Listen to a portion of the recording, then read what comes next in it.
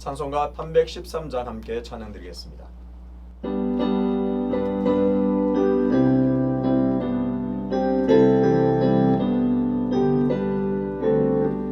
내 임금 예수 내 주여 이제 주님 앞에 한없는 은혜 받고서 내 생명 모두 드리오니 그 풍성하시는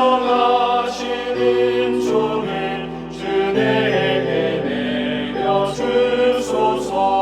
내 임금 예수 내 주여 내 허물을 덮으시고 주 십자가에 흘리신 그 피를 믿는 마음 보사 내 중한 죄를 사하여 참 평안한 맘 주소서. 내 임금 예수 내 주여 주를 내게 합격하여 한없는 감사 찬송을 내 주님 앞에 드리오며 내 마음과 정성 다하여 늘 기뻐하며 살리라.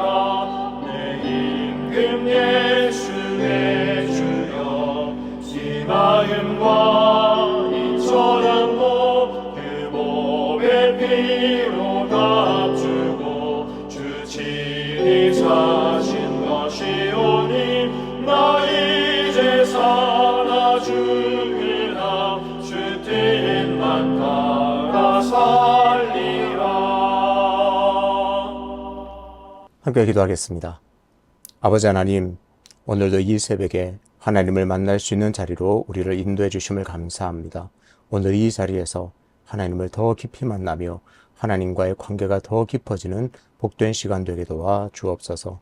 아버지 하나님, 삶을 보이지 않는 손으로 주관하신 하나님을 찬양합니다. 비록 우리의 눈에 보이지는 않지만 여전히 하나님의 손은 역사하시며 하나님의 그 전능하신 손이 나를 이끌고 계심을 감사하고 찬양을 드립니다. 그 손을 날마다 믿음의 눈으로 발견하고 찬양하는 복된 입술 되도록 인도하여 주옵소서. 아버지 하나님, 그런 놀라운 은혜를 받아 누리며 살면서도 하나님 원하지 않는 말들을 내뱉은 죄를 용서하여 주옵소서. 아버지 하나님, 그래서 우리의 입에서 나오는 모든 말이 하나님을 기쁘시게 하며 이웃과 지체들에게 덕을 끼치는 말이 되게 하여 주옵소서. 입술로 하나님을 찬양하듯 입술로 하나님의 아름다운 덕을 선전하는 복된 입술 되게 인도하여 주옵소서. 그래서 우리의 입에서 나오는 모든 말이 하나님의 마음을 아프게 하는 것이 아니라 하나님의 마음을 흡족해 하는 말로 날마다 변화되는 은혜를 허락하여 주옵소서. 오늘도 겸손하게 하나님의 말씀 앞으로 나아갑니다.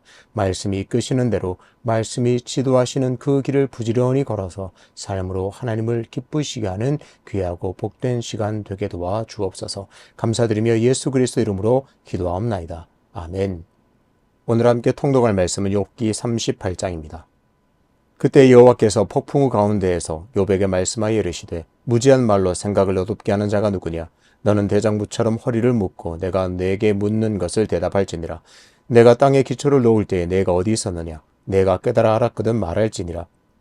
누가 그것의 도량법을 정하였는지 누가 그 줄을 그것의 위에 띄었는지 내가 아느냐? 그것의 주추는 무엇 위에 세웠으며 그 모퉁이 돌을 누가 놓았느냐? 그때에 새벽 별들이 기뻐 노래하며 하나님의 아들들이 다 기뻐 소리를 질렀느니라.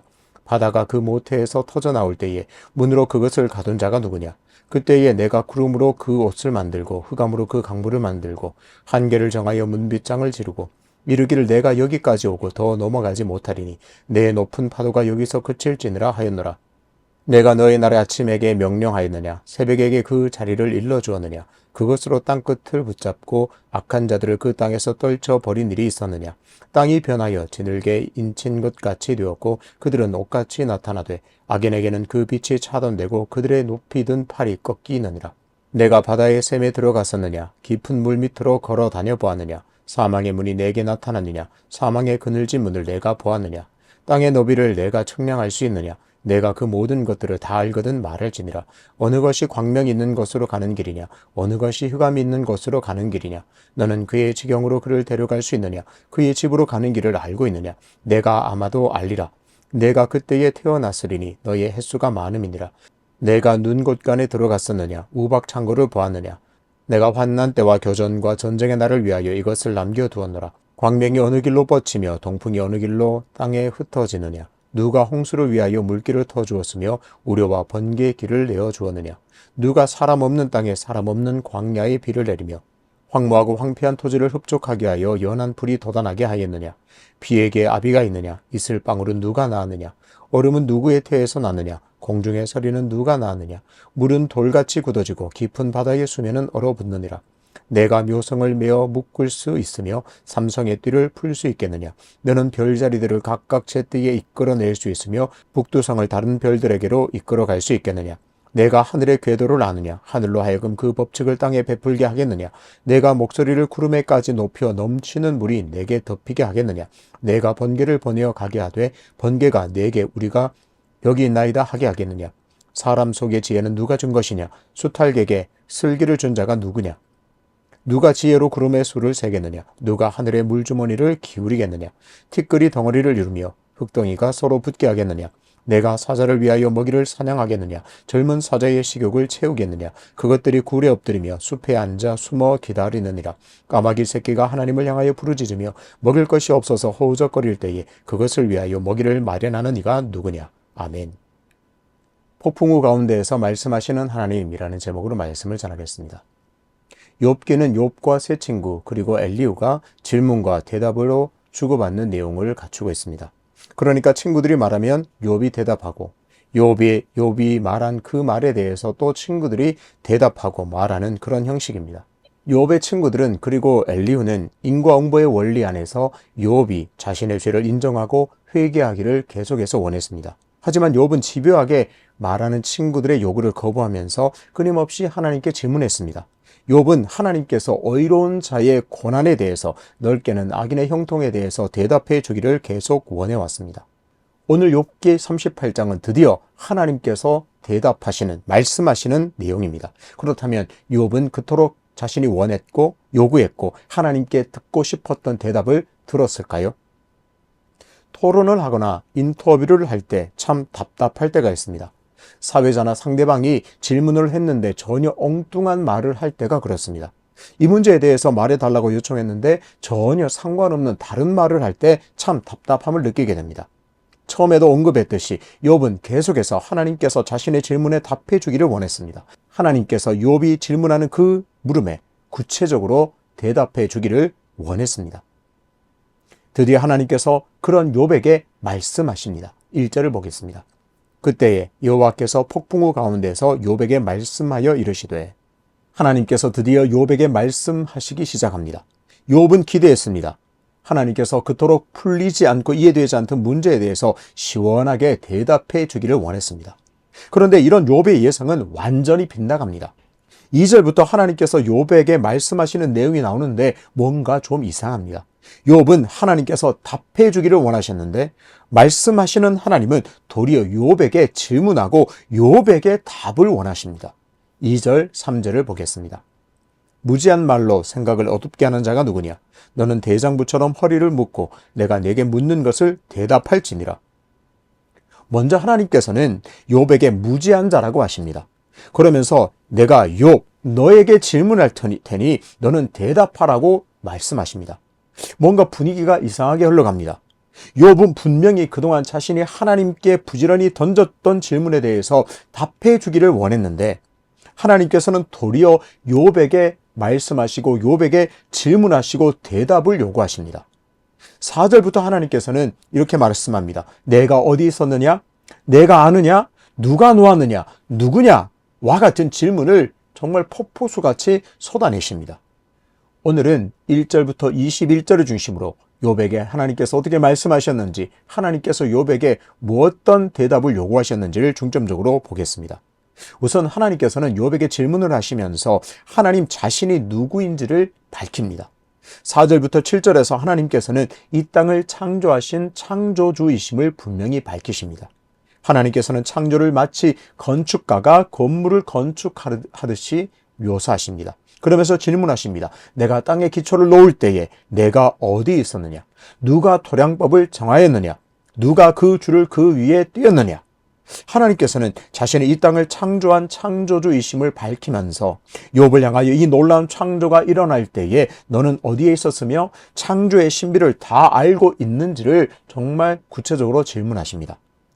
이어지는 8절부터 11절에서는 하나님께서는 땅을 창조하신 후에 땅과 바다를 만드시고 경계를 정하시고 땅과 바다의 영역을 나누셨음을 밝히십니다. 과학이 발전한 지금도 하나님의 이런 창조는 신비에 가깝습니다. 신비롭습니다. 인간이 다 이해하지 못합니다. 지금 하나님께서는 창조의 신비를 말씀하시면서 욥이 이 신비를 다 이해할 수 있는지, 그리고 알고 있는지, 알고 있다면 대답해 보라고 대답을 요구하십니다. 12절부터 21절에서는 하나님은 계속해서 자신이 빛과 어둠의 지배자이심을 욥에게 보여주십니다. 하나님께서는 세상을 신비롭게 창조하실 뿐만 아니라 그 창조 세계를 여전히 지배하고 다스리고 계신 분임을 욥에게 말씀하십니다. 하나님은 빛을 주관하시고 악인들을 땅에서 떨쳐버리시는 분이십니다. 악인들에게는 빛이 차단되고 그 팔을 꺾으시는 분임을 욥에게 친절하게 보여주면서 설명하십니다. 그러면서 인간은 너무나 어리석어서 어느 길이 빛을 받는 길로 나가는 길인지 어느 길이 흑암에 빠지는 길인지를 알지 못한다고 말씀하십니다. 그러면서 욥에게 결정타를 날리십니다. 21절을 보겠습니다. 내가 아마도 알리라. 내가 그때에 태어났으리니 너의 횟수가 많음이니라. 하나님은 욥에게 말씀하십니다. 내가 보기에 욥, 너는 그때에 태어나서 나이가 참 많아 보이는구나. 잘 이런 창조의 신비, 창조의 원리에 대해서 잘 알 것 같으니 어디 한번 대답해 보라고 말씀하십니다. 하나님의 질문은 여기서 끝나지 않습니다. 38장 끝부분까지 계속해서 하나님께서는 창조 세계의 원리를 설명하시고 욥에게 설명과 또 대답을 요구하십니다. 욥, 너는 나이가 많아서 아주 나이가 많아 보이는데 이 문제에 대해서 잘 아는 것처럼 보이는구나. 대답해 보아라. 지속적으로 말씀하십니다. 그렇다면 하나님의 이런 말씀과 질문에 대해서 욥은 어떻게 반응했을까요? 대답을 잘 했을까요? 오늘 본문 38장에는 우선 욥의 대답을 찾을 수 없습니다. 38장 전체가 하나님의 말씀으로만 되어 있습니다. 하나님께서 계속 말씀하시는 내용입니다. 39장도 마찬가지입니다. 하나님께서는 계속해서 욥을 가르치면서 대답을 요구하십니다. 40장에 가서야 욥의 답을 겨우 찾을 수 있습니다. 욥기 40장 3절 4절을 보겠습니다. 욥이 여호와께 대답하여 이르되 보소서 나는 비쳐나오니 무엇이라 주께 대답하리이까 손으로 내 입을 가릴 뿐이로소이다. 애석하게도 욥은 하나님의 질문에 어느 것 하나도 대답하지 못합니다. 우선 자신이 하나님 앞에서 얼마나 비천한 자인지를 깨닫고 인정합니다. 그리고 한마디도 하나님의 질문에 답할 수 없음을 인정합니다. 어떤가요? 욥은 그동안 끊임없이 하나님께 질문했습니다. 하나님께서 의로운 자의 고난에 대해서 대답해 주기를 요구해 왔습니다. 그러나 하나님께서 입을 열어 창조의 신비와 창조 세계를 주관하고 계심을 듣자 말문이 턱 막혀버렸습니다. 하나님의 지혜 앞에서 자신이 얼마나 연약하고 얼마나 초라한 존재인지를 깨닫게 되었습니다. 이런 욥을 보면서 한편으로는 당황스럽고 한편으로는 충격을 받게 됩니다. 왜 그럴까요? 욥은 어떤 사람입니까? 하나님께서도 인정한 온전하고 정직하여 하나님을 경외하고 악에서 떠난 자입니다. 이것은 하나님께서 욥을 보시고 내린 평가입니다. 정직합니다. 온전합니다. 하나님을 경외한 자입니다. 악에서 떠난 자입니다. 한마디로 하나님이 보시기에도 참 의로운 자라고 할 수 있습니다. 그런데 이렇게 온전하고 정직하여 하나님을 경외하고 악에서 떠난 이런 의로운 사람 욥도 하나님의 지혜 앞에서는 너무나 연약하고 초라한 인간임을 발견하게 됩니다. 하나님 앞에서 이렇게 의로운 사람도 하나님의 신비에 관해 어떤 대답도 할 수 없는 그런 비천하고 연약한 존재임을 발견하게 됩니다. 욥의 이런 모습을 보면서 우리 자신을 돌아봅시다. 욥 같은 사람도 하나님의 지혜 앞에서 비천한 자로 서게 되는데 하물며 나는 하나님의 지혜 앞에서 얼마나 비천한 존재일까를 생각해야 합니다. 하지만 일상에서 나는 많은 것을 알고 있다. 모든 것을 알고 있고 모든 것을 대답할 자신이 있다고 착각하며 살 때가 참 많습니다. 물론 우리는 하나님에 대해서 알 수 있습니다. 성경에 대해서 알 수 있습니다. 진리에 대해서 알 수 있습니다. 하지만 그것은 나의 지혜에서 나로부터 시작된 것이 아니라 성경은 분명히 밝히고 있습니다. 이 사실을 우리는 분명히 기억해야 합니다. 누가복음 10장 22절입니다.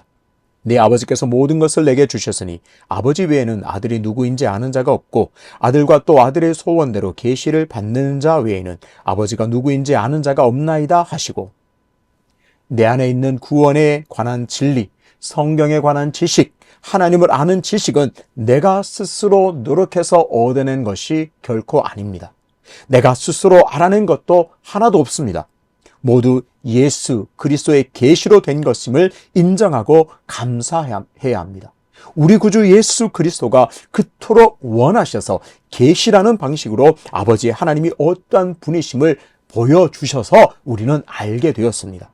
그래서 아버지 하나님께 아들의 이름으로 기도하는 영광을 우리는 지금도 누리며 살고 있습니다. 욥은 하나님이 인정한 온전한 사람이었습니다. 정직하고 하나님을 경외한 사람이었고 악에서 떠난 사람이었습니다. 하지만 그런 욥도 하나님께서 입을 열어 말씀하시자 한마디도 대답하지 못했습니다. 하나님의 지혜 앞에서 꿀먹은 벙어리가 될 수밖에 없었습니다. 신앙생활을 오래 하다 보면 함정에 빠질 수 있습니다. 나는 다 알아. 성경도 다 알고 기도에 관해서도 잘 알고 잘하고 있고 하나님에 대해서도 잘 알고 있지. 오늘 폭풍우 가운데에서 말씀하시는 하나님 앞에 선 욥을 바라보면서 다시 함정에서 벗어나 겸손하게 은혜를 구해야 할 줄로 믿습니다. 다시 감사 찬송하는 삶을 살아야 할 줄로 믿습니다. 계시라는 은혜의 방식이 아니라면 하나님을 알 수 없음을 인정하고 은혜를 구해야 합니다. 그리고 내가 하나님에 대해서 아주 조금 알고 있다면 그것은 내가 아닌 하나님께서 은혜로 계시를 주셨음을 인정하고 감사해야 합니다. 하나님, 그래도 내가 성경의 지식, 구원의 진리, 이 모든 기독교 진리에 대해서 좀 아는 것 같습니다. 이것은 나로부터 시작된 것이 아니라 예수 그리스도가 계시라는 방식으로 은혜로 주어진 것임을 오늘 인정하고 감사합니다. 나는 아무것도 모릅니다. 그저 예수 그리스도가 보여주시고 알게 해주셔서 은혜로 알게 되었습니다. 감사합니다. 겸손한 삶을 살아야 할 줄로 믿습니다. 그래서 우리가 걸어가는 매일매일의 신앙의 이 여정길이 날마다 은혜로 주어지는 계시를 통하여 예수 그리스도에 대한 지식이 날마다 풍성해지시기를, 그렇게 풍성하게 받은 계시로 말미암아 하나님께 찬송 영광 올려드리는 삶이 되시기를 주님의 이름으로 축복합니다. 아버지 하나님, 인간은 너무나 비천합니다. 연약합니다. 하나님이 말씀하시면 대답할 자가 아무도 없습니다. 그럼에도 불구하고 우리는 살아가면서 얼마나 많이 알고 있다고 자부하는지, 내 지식이 얼마나 뛰어났다고 자긍심을 가지는지 모르겠습니다. 우리의 연약함을, 우리의 죄를 용서하여 주시고 아버지 하나님, 한마디도 대답하지 못한 욥을 기억하면서 오직 하나님에 대한 지식, 구원에 관한 진리는, 성경에 관한 지식은 오직 예수 그리스도의 은혜로 말미암아 계시로 주어진다는 사실을 기억함으로 말미암아 날마다 내 안에 자리 잡은, 내 안에 쌓여가는 이 지식으로 말미암아 하나님께 감사 찬송하는 겸손한 복된 삶이 되게 도와 주옵소서. 연하여 주님 가르치신 기도로 기도하오니 하늘에 계신 우리 아버지, 아버지의 이름을 거룩하게 하시며 아버지의 나라가 오게 하시며 아버지의 뜻이 하늘에서와 같이 땅에서도 이루어지게 하소서. 오늘 우리에게 일용할 양식을 주시고 우리가 우리에게 잘못한 사람을 용서하여 준 것 같이 우리 죄를 용서하여 주시고 우리를 시험에 빠지지 않게 하시고 악에서 구하소서. 나라와 권능과 영광이 영원히 아버지의 것입니다. 아멘.